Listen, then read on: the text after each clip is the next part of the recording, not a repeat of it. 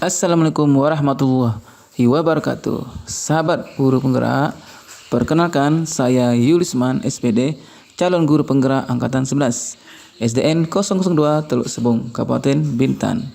Kali ini saya akan menyampaikan tentang koneksi antar materi, kesimpulan dan refleksi modul 1.1 Pemikiran Ki Hajar Dewantara.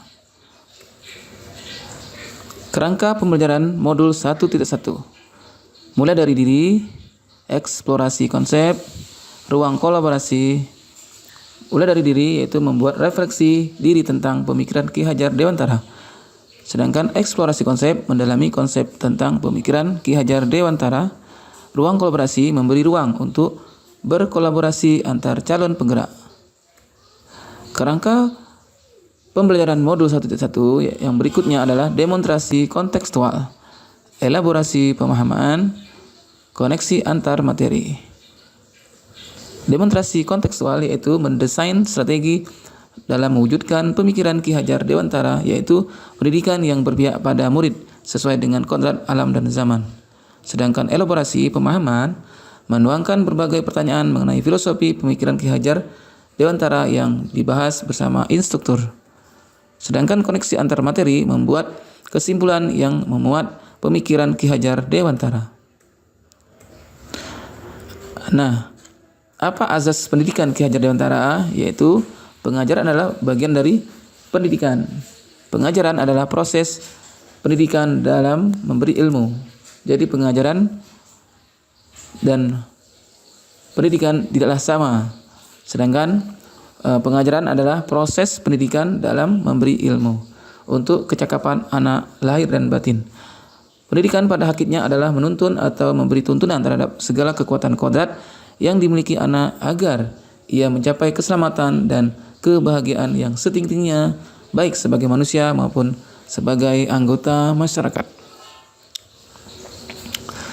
Dasar pemikiran Ki Hajar Dewantara yang pertama adalah sistem Among, itu menuntun kodrat alam dan kodrat zaman, berpihak pada murid, budi pekerti, trikon, KHD, kontinu, konvergen, dan konsentris, merdeka lahir dan batin, bukan tabula rasa, pendidikan seperti petani.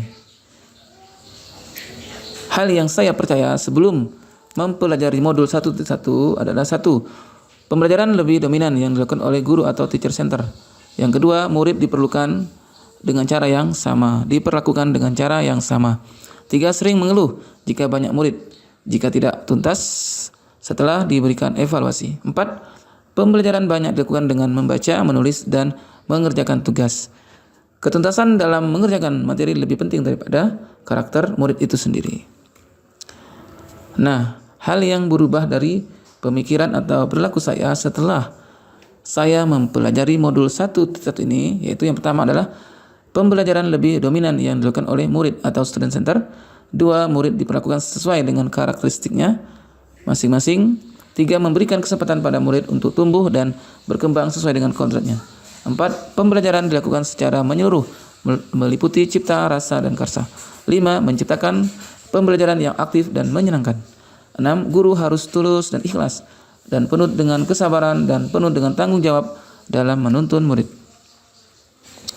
Hal yang segera saya terapkan dengan baik agar kelas dan pembelajaran yang saya pimpin mencerminkan pemikiran Ki Hajar Dewantara adalah 1. Mengenali karakteristik dan kebutuhan murid dalam belajar dalam menjalin komunikasi yang baik. 2. Merancang pembelajaran yang bervariatif, aktif, dan menyenangkan yang disesuaikan dengan kebutuhan belajar murid dan sesuai dengan kodrat alam dan kodrat zaman. 3. Melibatkan murid dalam kegiatan pembelajarannya atau student center melalui model pembelajaran yang berbasis aktivitas. 4. Pembelajaran dilakukan dengan menuntun bukan menuntut. 5. Pembelajaran tidak hanya berfokus pada kognitif saja, melainkan juga memperhatikan aspek afektif dan psikomotorik murid.